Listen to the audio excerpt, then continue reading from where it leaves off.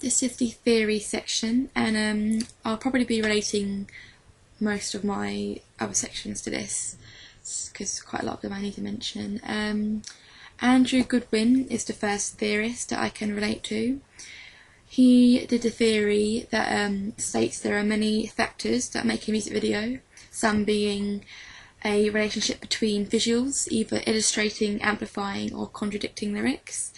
There is likely to be voyeurism, especially with women, which I'm actually going to link to my next theorist, Laura Mulvey, and a demand on part of the record company with lots of close-ups of the performers, basically just advertising and representing the performer. It's what music videos do.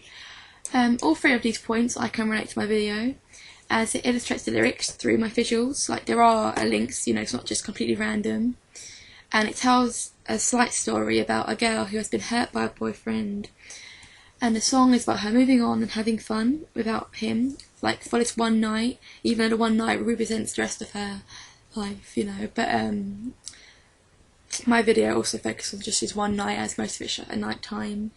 And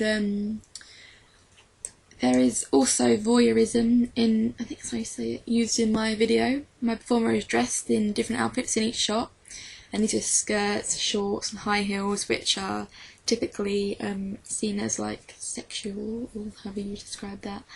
And this would also attract the opposite sex to look at her.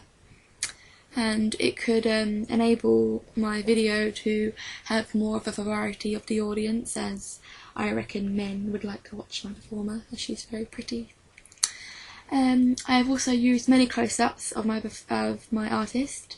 She is the only person in the video, and I think the main focus is on her, as I said before in previous clips. The next theorist is Laura Mulvey.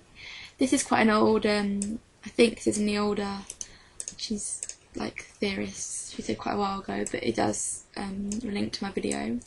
She did the concept of the gaze, which deals with how audience views people presented. Her main theory is called the male gaze. This was to show the female actresses in the 50s and 60s to be looked at. Like this is why I said about a bit older. She suggests there are two modes of the male gaze of this era. Voyeuristic, for example, seeing women as like whores, you know, like Madonna would be represented in this category, but not in a horrible way, like, well, I suppose, yeah, I'll get onto that. But then the theory is to show women how, like, to entice them in films and stuff. That was the main.